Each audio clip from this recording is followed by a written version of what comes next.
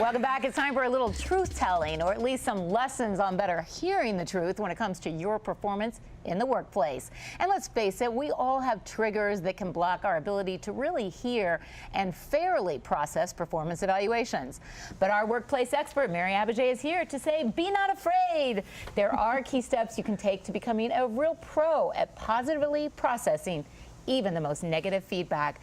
Mary, this is something we all need to hear. Bosses and employees, both sides need to be better at receiving feedback and processing it fairly.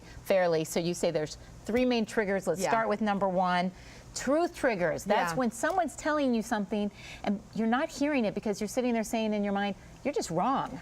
So that's the first trigger, and what it does is it blocks our cognitive ability to hear the feedback. So we might get feedback, someone might be giving you some feedback, and the first trigger is you're wrong, that's it, that's stupid, I don't need it. Right. And that blocks us from hearing it. And the key is there actually may be a golden nugget of truth in that. So when someone gives you that feedback that you think it's wrong or it's unhelpful, you still should really dig in and listen. Because whether it's wrong or not, it's the boss's perception or a coworker's perception, and it's blocking that relationship. That's exactly right. So what you're getting feedback on is the impact that you've had on somebody. And oftentimes that misaligns with our intention, but you still need to be aware there is a golden nugget in there about your impact. So dig in, listen, even if it's not true, even if it's just for humor's sake, listen to that feedback. Listen first and then explain, because I'll tell you, one of the most effective meetings I ever had was with a boss when I worked on Capitol Hill, who it became clear over time had an issue with me that we didn't originally have. And when I finally got up the courage to go to him and say, it's clear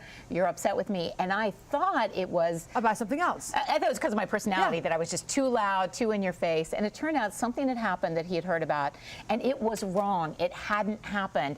And once we got to talking about it, it cleared up everything. That's right. And so when someone's giving you feedback, even if you think it's wrong, ask for more details. Say, tell me more. What do you mean? What exactly, when did that happen? And then you can piece it apart, because oftentimes you're right. They may not have all the information. Now that's very different than being defensive. Like, you don't want to just say, oh no, you're wrong. So hard not to be. I know, but you've got to like really dig it out of them and really listen and be thoughtful, and then you can start it's like marriage counseling. They always say there's two in a relationship just because you think the other person will. Okay, so second trigger, relationship triggers. And you say, this is when you say, I can't hear this feedback from you because I don't respect you. I don't think you are a person in a power position to evaluate me.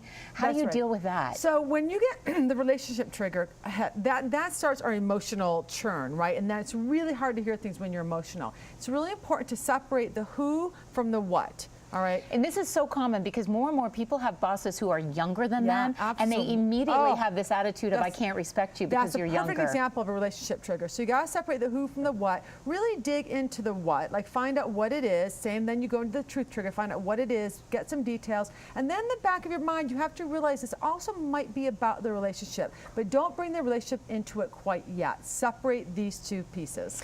Third identity trigger.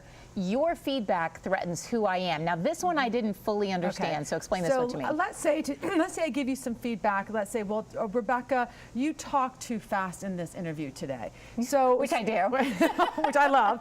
So sometimes we get feedback, and let's say in your mind, your identity is wrapped up with being a great interviewer. Sometimes what happens is we get feedback that actually hurts who we think we are, what we hold near and dear about ourselves. And then we start to escalate or spiral, either up or either down. And that's when we may catastrophize this feedback, or we get blow it all out of proportion. Yes. Right? And so this because they may be wrong. They may have an opinion of you. Or maybe you spoke too quickly for like 5 minutes or one time. And it may be one person's opinion, but either way, it's blocking their view of what they think you can accomplish. Right. And we all know people that when you give them any feedback, they shut down, right? Some people... Or like me, cry, I hate it. I'm a crier, I hate it. I hate it because I just feel so defensive. So the trick is to take this feedback and compartmentalize it. It's not about you, it's just about one behavior.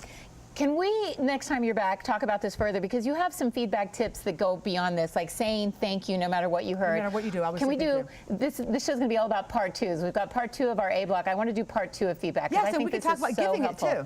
Very good. Mary Abbajay, you give lots of good feedback. Thank you. I'll try and slow down in the next interview. Thanks for joining us. And the roundtable's next. We've got the inside scoop on some big decisions being made that will impact your business and your wallet. So stay tuned for more of this week's Washington Business Report.